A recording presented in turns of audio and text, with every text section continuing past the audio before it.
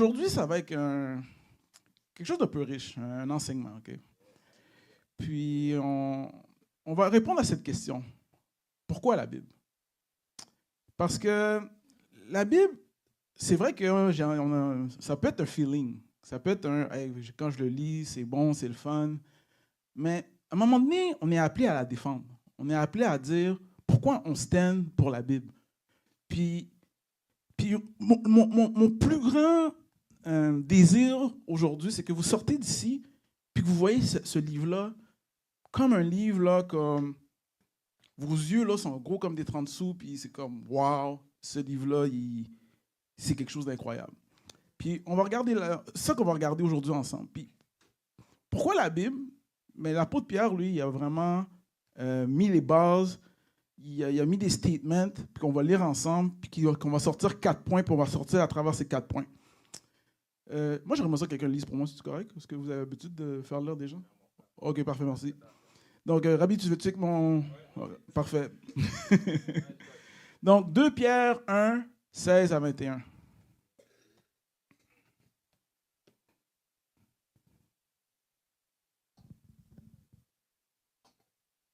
Ouais, 2 Pierre 1, 16 à 21. En effet, c'est ça? Oui, en effet, c'est ça.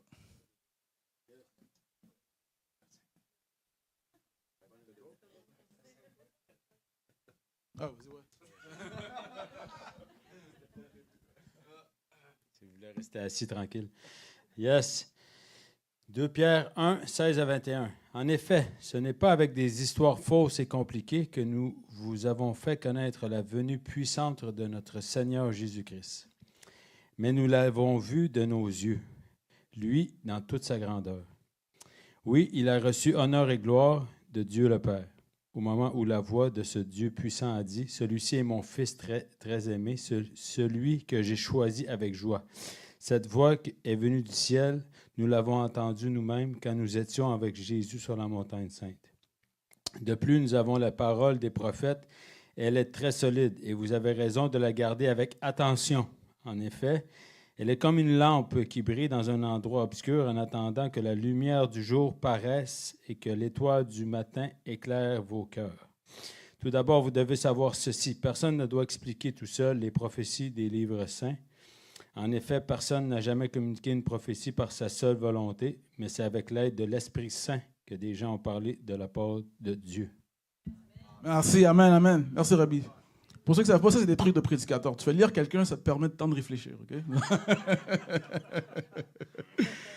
On va regarder 4 points aujourd'hui. Pourquoi la Bible, c'est un livre fiable? Pourquoi vous pouvez baser votre vie? Pourquoi il y a des gens qui sont morts pour ce livre? Puis on va regarder les 4 points que Pierre a dit dans ce passage-là. Premièrement, vous allez savoir que la Bible, ça représente une collection de documents historiques. Gardez ça en tête. Deuxième chose, la Bible, ça a été rédigé par des témoins oculaires en présence de d'autres témoins oculaires. Troisième chose, ce document, il relate des événements spirituels qui avaient été prophétisés bien à l'avance. Et quatrième point, mais ceux qui ont prophétisé n'ont jamais dit que ça venait de eux, puis ça venait de Dieu. Puis on va regarder ensemble ces 4 points-là. Donc, premier point, elle représente une collection fiable de documents historiques. L'apôtre Pierre, il a dit quelque chose. Il a dit, ce n'est pas suivant des fables habilement inventées. Donc, la Bible, là, ce n'est pas un mythe. Vous savez c'est quoi un mythe? Un mythe, là, c'est une histoire inventée de toutes pièces. Donc, Zeus, la mythologie grecque, ça rentre dans les Bibles, dans les mythes. Non plus, c'est pas une légende. Une légende, parfois, il peut y avoir quelques faits historiques, mais ça a été comme amplifié, embellé, on a fait ça beau. Puis je trouve que des fois, c'est pire qu'un mythe. Parce qu'on prend de la vérité, mais arrosé de mensonges. Mais la Bible, c'est pas ça. La Bible, ce sont des faits historiques qui ont été vérifiés par beaucoup de choses. Mais qu'est-ce qui a vérifié ces faits historiques? On va regarder 3 choses. 1, les manuscrits. Donc, la Bible, là, parce qu'il y a des livres qui sont pas de la Bible, qui n'ont pas de manuscrits. La Bible a des manuscrits. Donc, tu as l'Ancien Testament, vous savez ça? OK. Puis il y a le Nouveau Testament. OK, parfait. Puis, dans l'Ancien Testament, ben, ces manuscrits-là, ils ont été... il y en a, je ne vais pas aller dans plein de détails, mais un fait qui est important à savoir, c'est que l'Ancien Testament, ça a été écrit, ça a été rassemblé par, je ne vais pas aller dans trop de jargon, mais par des maçonnites. Okay? C'était comme des scribes. Puis les scribes, là, après Jésus-Christ, ils ont décidé de officialiser. Puis ça, c'était comme 900 ans après Jésus-Christ. Ils ont décidé de, OK, on va avoir quelque chose de standard par rapport à l'Ancien Testament. Mais vers les années 1900, on a fait une découverte géniale. Ça s'appelle les manuscrits de la mer morte. Puis ça, c'était des manuscrits qui étaient encore plus vieux que les Anciens Testaments qu'on a présentement avec les bases c'est écrit. Puis qu'est-ce que vous avez fait quand on les a comparés et on les a regardés? Vous avez vu ce qui s'est passé? Ils étaient pareils. Ça veut dire que ça avait concordé. Donc, on peut dire que, basé sur ces écrits-là, que les manuscrits, ils étaient fiables et vrais. Puis en plus, non qu'ils étaient fiables et vrais, mais qu'il y avait d'autres documents qui pouvaient appuyer. La même chose pour le Nouveau Testament. Vous savez-vous que le Nouveau Testament, je vais vous prendre une histoire. Jules César. Vous savez que Jules César a existé, n'est-ce pas? Ben, Jules César, lui, là, il y a peut-être une dizaine de manuscrits. Une dizaine. Puis en plus des originaux aux manuscrits de Jules César, il y a peut-être un 900 ans d'écart. Vous savez combien la Bible on a trouvé de manuscrits? 25 000. 25 000 manuscrits ont été découverts de plein de portions différentes de la Bible, que ce soit en grec, en différents langages. C'est toute une richesse. Il n'y a aucun livre incontesté qui peut se comparer au nombre de manuscrits qu'on a trouvés du Nouveau Testament. Et non seulement qu'on a trouvé 25 000, la distance d'années entre les originaux et les copies, parce que Jules César, c'était peut-être 900 ans, ou Aristote, 1100, mais on peut retrouver 150 ans, 100 ans du plus vieux manuscrit. Donc, on peut voir que, waouh, c'est pour venir appuyer que, non, ce n'est pas des fables, ce n'est pas des mythes, ce n'est pas des légendes, mais c'est vraiment des faits historiques. Vous me suivez? Amen. Non seulement des manuscrits, ben, qui sont des preuves en tant que telles, ben, ce manuscrit-là, la Bible, il y a des histoires.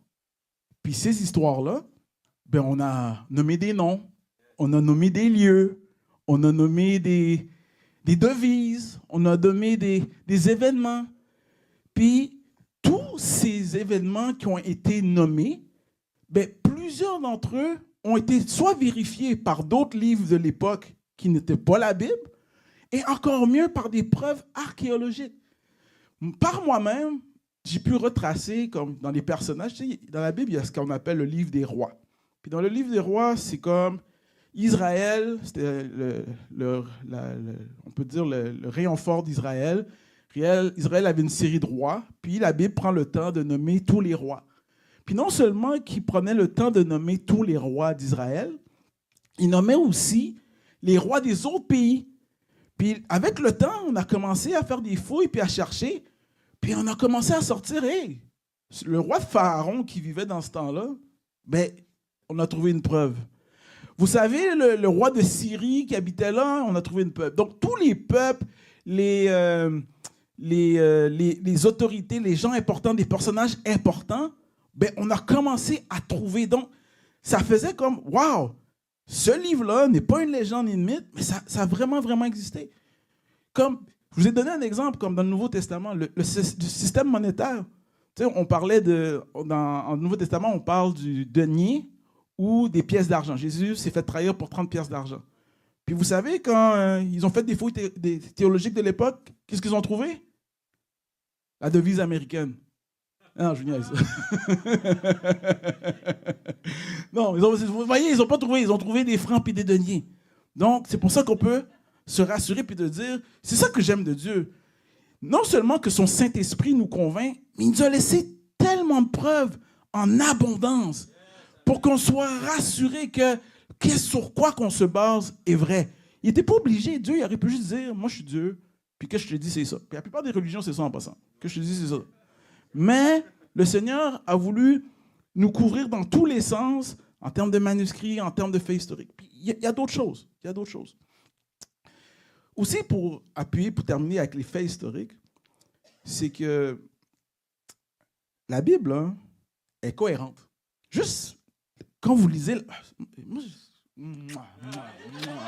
Yes. Yes. Je vous dis, hein, la Bible, c'est comme de l'eau. Hein, parce que, tu vois, ici, on a de l'eau en abondance. Puis c'est la boisson la plus peut-être méprisée maintenant, mais c'est la boisson qui a la plus de valeur. Mais ici, tu sais, on en gaspille et tout. Mais quand on est dans un désert, on veut pas de coke. Hein, on veut de l'eau. Mais la Bible, c'est ça. On est en abondance de paroles. Mais dans certains pays...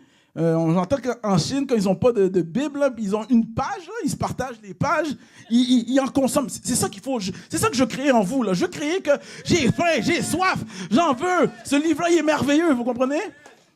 Puis, ce livre-là, il y a une cohérence incroyable. Vous devez comprendre, ça n'a pas été écrit par une personne. La Bible, c'est 40 auteurs sur 1500 années, dans peut-être 4-5 régions géographiques différentes. Avec 3 langues peut-être écrites différemment, mais avec le même message. Jésus-Christ, Rédempteur, le salut, hein, l'amour. Donc, peu importe que le personnage c'était un roi, c'était un pauvre, c'était un prophète, c'était un Israélite. Il y a même quelques personnes qui ont écrit dans la Bible, là, dans le livre des Proverbes, c'était même pas des Juifs, c'était même pas des chrétiens. Mais ils concordent tous le même message, l'amour de Dieu. Que les prophètes racontent tous la même chose. Il y a quelqu'un qui va venir. Il y a quelqu'un qui va marcher. Il va naître quelque part. Il va nous sauver. Amen!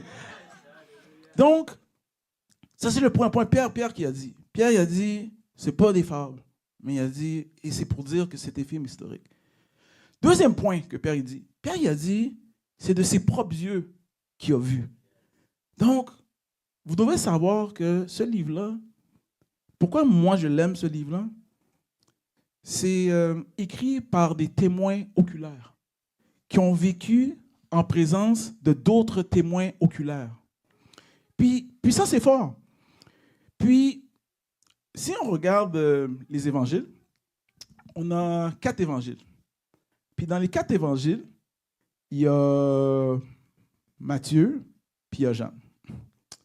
Puis Matthieu et Jean, c'était des Juifs. Ils ont été apôtres de Jésus-Christ. Puis, ils ont été témoins oculaires. Puis, on va lire qu'est-ce que Matthieu a dit. Il a dit, Rabbi, tout de suite, m'envoie, s'il te plaît.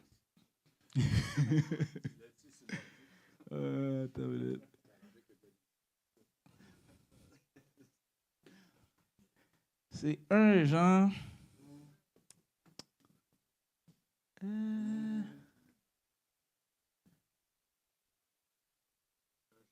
Ouais, attends une minute. 1 Jean 1, verset 1 à 4. Ouais.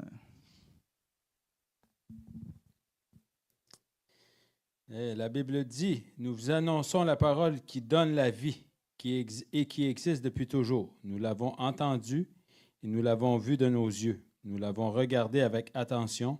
Nous l'avons touchée de nos mains. Oui, la vie s'est montrée et nous l'avons vue. Nous en sommes témoins et nous annonçons cette vie en Dieu pour toujours. Elle était près du Père et elle s'est montrée à nous. Cette vie, nous l'avons vue et nous l'avons entendue. Nous vous l'annonçons à vous aussi. Ainsi, vous serez unis à nous. Ensemble, nous serons unis au Père et à son Fils Jésus-Christ. Nous écrivons cela pour que notre joie soit totale. Amen, amen, amen. Donc ici, c'est pour appuyer ces gens qui parlent. Puis qui disent, tu sais, il y a des livres, là, comme, je vais prendre le Coran. Ce livre-là n'a pas été écrit par des témoins oculaires. Les gens qui l'ont écrit n'ont pas vu vivre Mohammed. Mais la Bible, Jésus-Christ, plusieurs personnes qui l'ont vu. C'est ça qu'il dit, on l'a vu. Ce qu'on vous raconte là, c'est pas qu'on l'a entendu, on l'a vu. Puis on le raconte, puis on en a parlé. Puis avant de continuer dans les témoins oculaires, tu sais, j'aimerais ça qu'il y a un mythe, il y a une idée là qui meurt à jamais en vous. Des fois, il y a des gens qui vont dire la Bible a été réécrite. Puis aujourd'hui, là, on va voir tous ensemble que c'est le plus gros non-sens que ça n'a jamais existé. Puis pour penser que la Bible a été réécrite, là, mais j'appelle ça la théorie du complot. Puis le complot, il doit avoir 3 niveaux. Okay? Pourquoi je dis ça? Premièrement, on a retrouvé là, 9000 manuscrits grecs. Okay? Qu'est-ce que ça veut dire? Ça veut dire que si la Bible a été réécrite, ben moi, là, il fallait que je trouve les 9000 manuscrits, puis je commence à mettre des corrections, puis les remettre à sa place, puis que personne ne le sache. Okay? Ça, c'est niveau 1. Niveau 2, tu sais, Jésus, lui, a dit « Allez faire des nations toutes des disciples ». Vous savez ce que ça veut dire, ça? Ben, les nations, aller faire des disciples, ça veut dire qu'ils parlent une autre langue. Ça veut dire que ça m'amène à traduire les écrits. Donc, on a retrouvé, après les 9000, il y en a environ un 10 000, j'y vais de tête, là, un 10 000 qui ont été transcrits en latin, puis en 2 autres langues.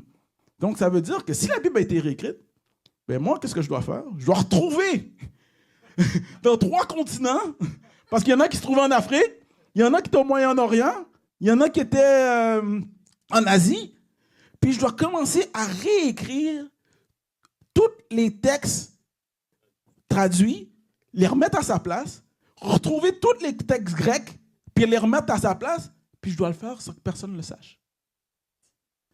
C'est pas fini. Le 3e niveau du complot. C'est pas fini, là. Il y a eu les pères de l'Église. Eux autres, là, ils ont écrit des commentaires.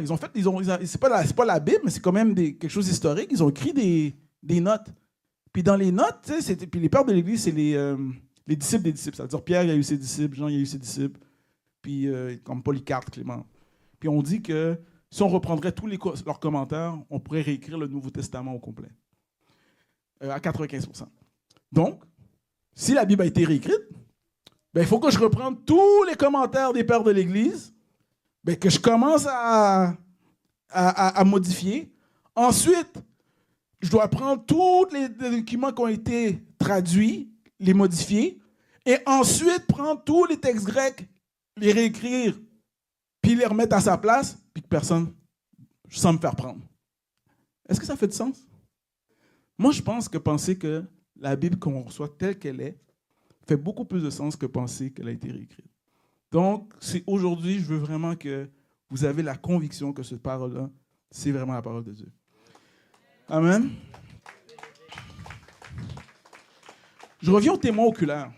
Donc, ça, c'était dans les faits historiques. Le témoin oculaire, c'est que ça a été écrit par des gens qui ont vécu avec Jésus.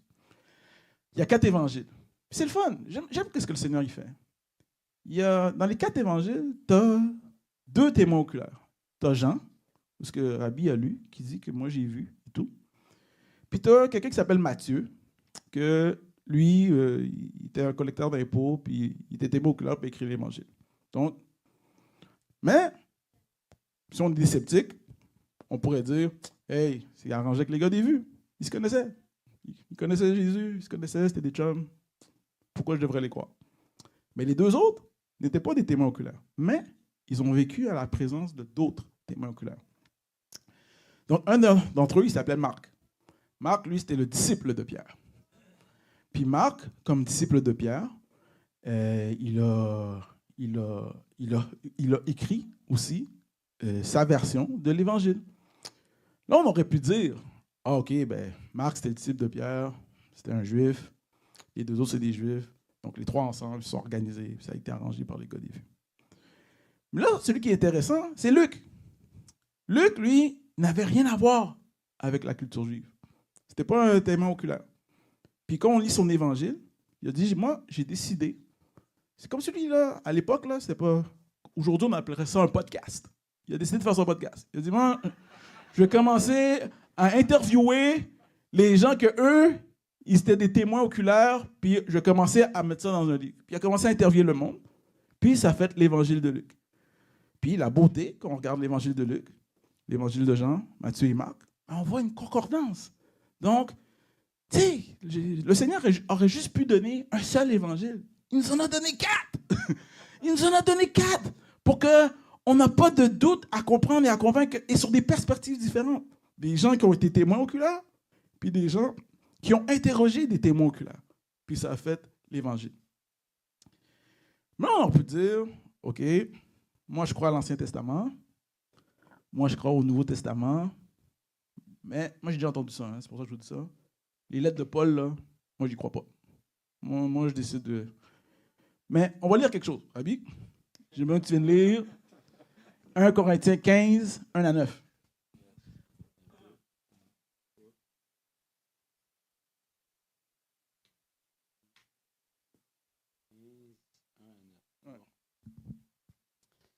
La parole dit, « Frères et sœurs chrétiens, je vous rappelle la bonne nouvelle que je vous ai annoncée. Vous l'avez reçue et aujourd'hui encore, vous êtes attachés à elle.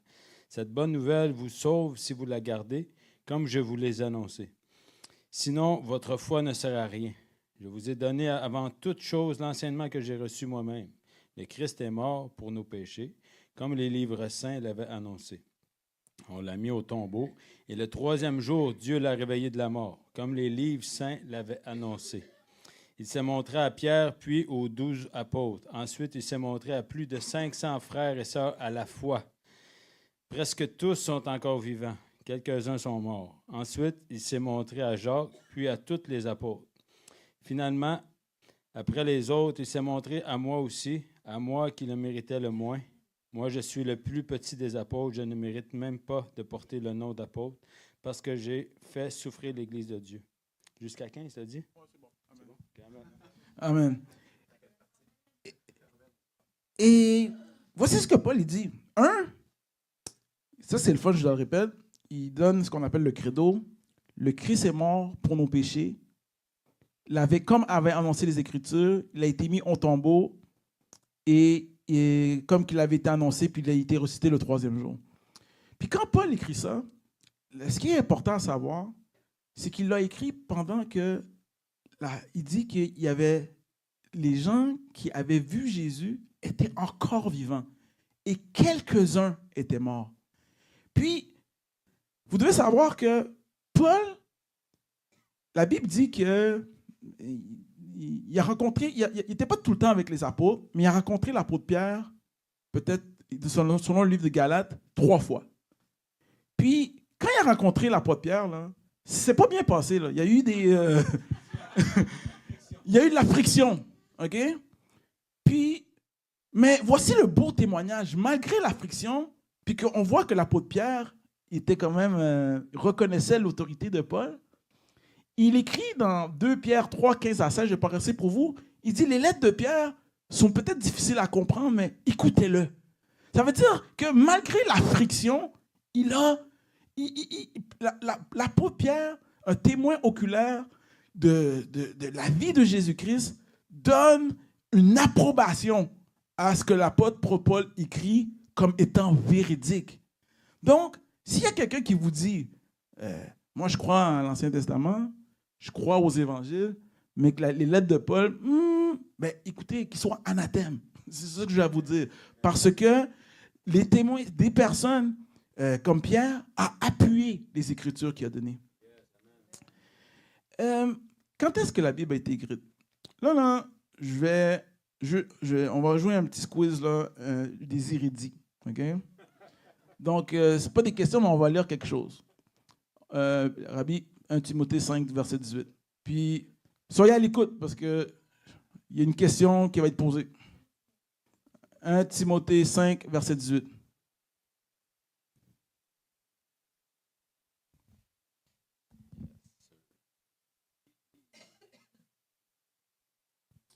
En effet, les livres saints le disent. Quand le bœuf travaille pendant la récolte, ne l'empêche pas de manger les épis. Et encore, l'ouvrier doit recevoir son salaire. That's it? OK, je répète. En effet, les livres saints le disent. Parfait, c'est ça. Ouais. Donc, il dit les livres saints. Dans ma version à moi, c'est dit car l'Écriture déclare. Quelqu'un peut me dire, c'est quoi les passages qu'il a côte? Côte, ça veut dire qu'il a cité. Ouais. C'est quoi la citation qu'il a faite? Je vais relire. Car l'Écriture déclare, tu ne mettras pas la muselière au bœuf qui foule le grain encore, l'ouvrier mérite son salaire. Est-ce que vous savez c'est quelle Écriture qu'il a citée? Amen? Et yes. Qui a dit ça? C'est-tu là? Ok, Deutéronome. il a cité Deutéronome, donc il a cité l'Ancien Testament, mais il a cité un autre passage. C'est écrit où ça? C'est écrit dans le Nouveau Testament. Donc, quand il a dit, car toutes les Écritures déclarent, dans la vie de l'apôtre Paul, le Nouveau Testament était déjà en train d'être écrit. Et il donnait déjà toute l'autorité aux paroles du Nouveau Testament. Parce qu'il les a déclarées, les Écritures. Donc, s'il y a quelqu'un qui vous dit que la Bible, ça avait été écrit, là, je ne sais pas moi, après Constantin, mais qu'il soit anathème. Parce que ici, c'est écrit que quand on déclare les Écritures, il a cité l'Ancien Testament et il a cité une parole de Jésus dans le Nouveau Testament. On va avancer plus loin. Quand Luc a écrit l'Acte des Apôtres, il a terminé lorsque Paul était en prison. Puis l'histoire nous dit que, ce n'est pas la Bible qui nous dit, mais l'histoire nous dit que Paul est mort à Rome, mais l'apôtre Paul s'est rendu là. Mais la Bible, là, oh, je t'aime, Seigneur. Il y a des petits détails, des beaux détails. Quand on recule puis vous devez savoir, quand c'est arrivé, c'est peut-être les années 68, 70 après Jésus-Christ. Puis ça, c'est le dernier chapitre des Actes, ça s'arrête comme ça. Mais quand on lit le premier chapitre des Actes, parce que l'auteur des Actes puis de l'évangile de Luc, c'est le même auteur. Et Luc, voici ce qu'il dit.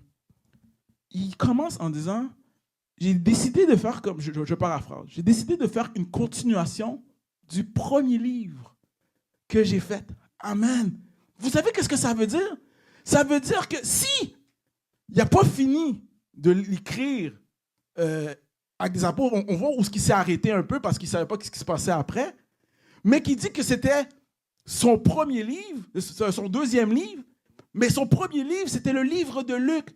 Donc, ça remonte que l'évangile de Luc, quand il a été écrit, c'était vraiment collé aux événements. Donc, c'est pour ça qu'on doit vraiment apprécier comme, wow, cette proximité, qu'on peut avoir l'assurance que les Écritures qui sont écrites sont vraiment proches de l'original parce qu'en termes d'années, c'est collé. Est-ce que vous me suivez? Amen. Amen, amen, amen, amen. Donc, ça, c'est pour vous dire le point que, on a vu le point que c'est des faits historiques, ce n'est pas des fables. On a vu le point que c'est des témoins oculaires et que ça a été écrit en présence de d'autres témoins oculaires. Donc, ça veut dire que quand c'était écrit, il y avait quelqu'un qui pouvait dire « t'es un menteur », puis il n'y a personne qui l'a fait. Amen? Mais on va aller encore plus loin. On va aller encore plus loin. Merci Seigneur. Pierre, là, qu'est-ce que Rabbi a lu tantôt? Il a dit, j'étais un témoin oculaire, mais je donne encore plus de valeur. Moi qui ai vu le Seigneur, de mes propres yeux, là. Je l'ai vu marcher, je l'ai entendu sur la montagne, j'ai vu le tombeau vide et tout, je les ai vus. Qui est déjà fort, mais j'accorde plus de valeur aux prophéties qui sont accomplies. Amen? Amen? Oui, amen. Et peut-être vous n'êtes pas au courant, mais on va regarder certaines prophéties qui ont été dites, okay, rapidement. Jésus est né d'une vierge. Okay? Ça, c'était écrit dans Ésaïe 7,4. Jésus est né à Bethléem. Ça, c'est dans Michée 5,2. Tu vois, le livre des Mormons, ils disent que Jésus est né à Jérusalem. Okay? Ça ne marche pas. Il n'est pas né à Jérusalem, il est né à Bethléem. Que Jésus devrait être trahi. Ça aussi, c'est écrit dans Zacharie 11,12. Abandonné par ses disciples. Ésaïe 53,1,3. Et je pense que moi, dans ma recherche personnelle, j'ai pu retracer peut-être 300 prophéties comme ça. De prophéties qui ont été dites il y a longtemps, parce que vous savez que la Bible, il y a 1500 années d'espace, qui ont été accomplies. Puis, l'apôtre Pierre, il dit qu'on tient encore plus sûr les paroles de ces prophéties. Puis, quand on comprend ça, parce que quand Jésus était là, il était toujours dans un mindset afin que les prophéties s'accomplissent. Puis, aussi, ça, nous, en tant que chrétiens, en voyant que Pierre, il déclare qu'il donne beaucoup plus de valeur, beaucoup plus de force à ces prophéties, ces événements surnaturels qui ont été longtemps cités d'avance puis qui se réalisent, ben, on ne doit pas avoir ce sentiment-là comme « Et moi, pour le croire, je veux le voir. Moi, pour le croire, je veux le voir. » Non, c'est là que je comprends la parole de Thomas quand Jésus a dit, Thomas il a dit, moi, là, si là, je ne mets pas ma main là, dans la paume de ta main, dans ton trou, moi, je ne croirais pas. Puis Jésus a dit, là, quand il a vu Jésus, là, il a vu les trous, il a mis sa main dedans. Il a dit, puis Jésus a dit, mais toi, tu as vu, tu as cru, mais heureux ceux qui ont cru sans voir. Et pourquoi? Et nous, on pense que voir, c'est ce qui est le plus important, tandis que Pierre, lui, dit que lui, qui a vu, mais il accorde beaucoup plus d'importance qu'on a les prophéties et les Écritures, puis qu'on peut les étudier, puis qu'on peut les regarder, puis qu'on peut voir l'accomplissement, puis que ça, c'est encore plus pesant, puis c'est encore plus de poids. Et j'en ai encore plus loin. Est-ce que vous connaissez l'histoire de Lazare puis du riche? Ben, Lazare puis le riche, quand il était... L'homme riche était en enfer, il y avait un gars qui s'appelle Lazare.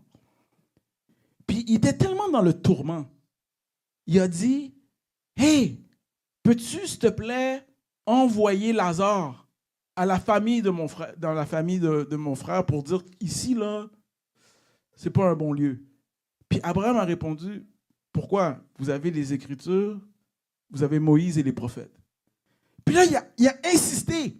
Il a dit, non, s'il y a quelqu'un d'entre les morts qui revient, ils vont croire. Il dit, non, s'ils ne croient pas aux Écritures et les prophètes, même si un mort reviendrait à la vie, ben, il n'y a rien à faire. Vous savez ce que ça veut dire?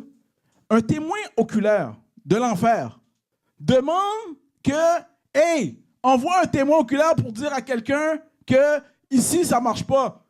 Mais non, Abraham, il dit, les prophéties, ces Écritures qui ont été réalisées, qui racontent, parce que c'est ça que Jésus-Christ dit, vous ne le savez pas, mais les Écritures parlent de moi, ils racontent de moi, a beaucoup plus de force, a beaucoup plus de puissance. Ne méprisons pas les prophéties, ne méprisons pas la Bible. Nous, c'est tout un outil d'évangélisation. Même moi, le Seigneur maintenant me met à cœur de commencer à faire un petit groupe, puis allez, voici ce qui a été dit, voici ce qui s'est réalisé. Voici ce qui a été dit, voici ce qui a été réalisé. La Bible dit que lorsque Jésus il a fait ça sur le chemin d'Emmaüs, le chemin d'Emmaüs a dit, est-ce que notre cœur ne brûlait pas quand il nous expliquait les Écritures? Est-ce que notre cœur ne brûlait pas lorsqu'il nous racontait tout ce qui devait se passer par le Messie? Amen? Tout un trésor, toute une révélation. Donc, on va terminer. On a vu que la Bible, c'est des faits historiques. On a vu que ça a été écrit par des témoins oculaires en présence de d'autres témoins oculaires et que ça raconte des événements surnaturels qui ont été prophétisés d'avance et que l'apôtre Pierre dit qu'il donne ça encore plus de poids. Puis, pour le dernier point, mais ceux qui ont dit ces paroles, qui les ont annoncées, n'ont jamais dit que c'est moi qui parle, que ça venait de moi, mais ils ont toujours dit que ça venait de Dieu. Amen? Donc, j'espère que vous apprécierez la richesse, la profondeur de ce livre, que ce livre qui a été assemblé pour nous mérite d'être dévoré, avalé, étudié.